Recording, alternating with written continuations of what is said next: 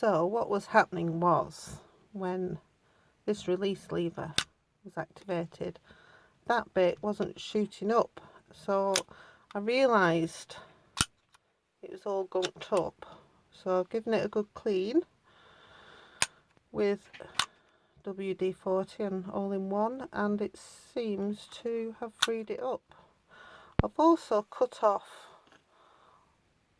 the plastic that was covering this because that was all ripped, so hopefully it won't do it any harm, but all seems to be free now. I just have to attach the bar to that, so hopefully Richard's solution with that clip will work. Fit on there. We'll see tomorrow.